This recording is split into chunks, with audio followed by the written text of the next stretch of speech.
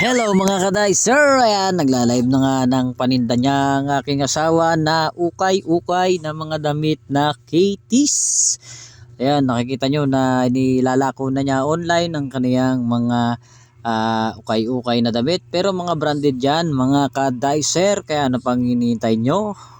Ay, mag-mine na kayo. Mine. Ayan, bali, ganyan nga lang yan nilalagyan ng asawa ko na lagayan ng damit kasi wala pa kaming budget na pambili at ganyan lang ang aming nakayanan at nag-uumpisa pa lang kami ng pag-ukay-ukay. Syempre, para mapabilis talaga ang pag-ubos ng ating mga panindang ukay-ukay ay kailangan syempre ay ila-live selling natin ito, ay popost natin ito sa social media para makita naman ng ibang tao at makapamili sila kung ano ba talaga ang gusto nilang mga damit na Katie's, lalo-lalo na sa ating mga kababaihan na naghahanap ng mga t-shirt na makakamura sila. Diba? Syempre doon naman talaga tayo sa makakamura tayo na kahit ukay nga ang ating sinusuot ay talaga namang mapapawaw tayo kasi nga mga branded naman talaga yung mga ukay-ukay at talaga namang tatagal sa atin kapag yun ang ating ginagamit.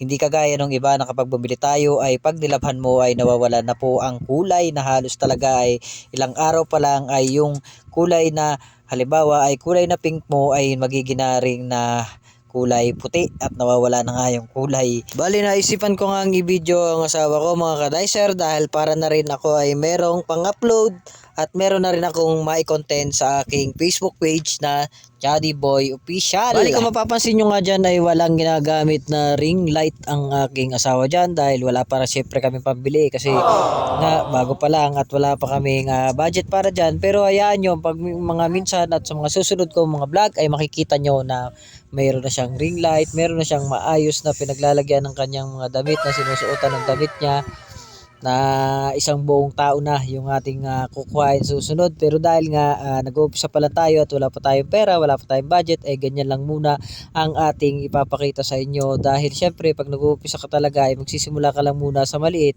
bago sa malaki. Kasi pag sinimulan mo agad yung malaki ay syempre baka mangyari ay malugi ka kaagad. Yan, nakikita mo nga na nag-aayos na yung asawa ko dyan ng pipicturan ko. Bali pinapipicturan niya sa akin yung mga t-shirt at ipopost niya naman in social media para at least hindi lang nagla-live, kailangan ay at least ay nakakapag-post ka din ng mga picture ng mga damit para at least ay nakikita nila yung damit na gusto talaga nila. Kung hindi pa sila nakapanood ng live mo ay at least makikita nila dun sa pinopost mo na picture at makapamili sila kung anong mga size, anong mga kulay na gusto nilang mga damit. Kaya sa pagla-live mo ay kailangan mo rin makipagsapalaran dahil minsan may viewers, minsan wala, minsan may nagmamine at syempre minsan din wala. Kasi may mga oras naman talaga na mayroong maraming viewers, may mga oras naman talaga na maraming nagmamine dahil nga minsan kasi pag sumasabay na may mga pasok ay halos ay walang masyadong nanonood, walang masyadong nagmamine.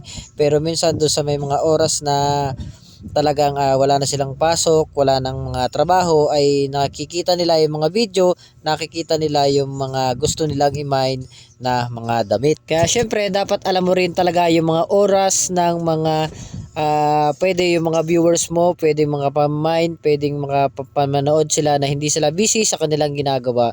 Yun ay dapat ay alam mo kung anong oras talaga yung mga viewers mo lumalabas para kitang-kita talaga sa Facebook. Kung mag-share man sila ay kitang-kita rin ng iba yung iyong nila-live selling na paninda tulad ng ginagawa ng asawa ko ngayon na mga damit ang kanyang nila-live ay kailangan din naman syempre na may oras din talaga yung pagla-live natin.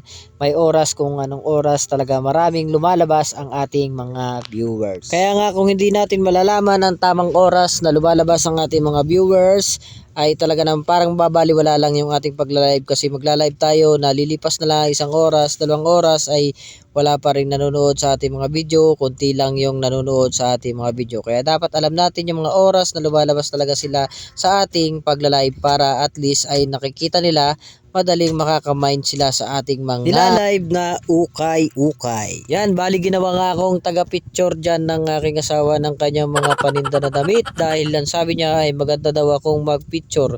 Pero ang totoo ay tinatamad lang siyang mag-picture kaya ako ang ginawa niyang taga-picture at siya ang tagalagay mamimigay ng damit. Pero okay lang naman sa akin yun dahil wala nga akong ginagawa ngayon dahil ako ay naka day off ngayong araw na ito. Kaysa naman ako ay humiga at matulog ay syempre tulungan ko na lang siya sa kanyang pagla-live selling sa pamamagitan ng picture ng kanyang mga panindang damit para at least naman ay makatulong ako sa kanya kapag nandito ako sa bahay. Bali sa panahon talaga ngayon ay kailangan nating magtulungan at kailangan nating kumayod kahit anong trabaho na pwede nating pagkakakitaan ay gagawin natin para sa ating mga anak. Syempre kapag lumalaki na ang ating pamilya, lumalaki na yung ating mga anak, syempre lumalaki na rin ang kain nun, kaya kailangan na natin na talagang todo kayod para at least ay nabibigay natin kahit papaano yung kanilang mga gusto at kanilang pangangailangan. Kaya kailangan talaga tayong todo kayod sa araw-araw. Yun lang ang kailangan na may ambag natin sa kanila, yung mabigay natin kahit papaano, kahit pakunti-kunti lang yung kanilang mga gusto. At syempre kailangan natin mapagtapos ng kahit papaano ng pag-aaral ang ating mga anak. Yan na nga, bali tinitingnan ko na nga sa cellphone dyan yung mga picture ng aking mga napicturang panindas na ukay-ukay sa aking asawa. Ayan na nga, nakikita nyo nga yung kaniyang mga damit na napicturan ko na. Yan po yung mga damit na binebenta ng aking asawa na ukay-ukay. Kaya hanggang dito na lang guys. Maraming salamat.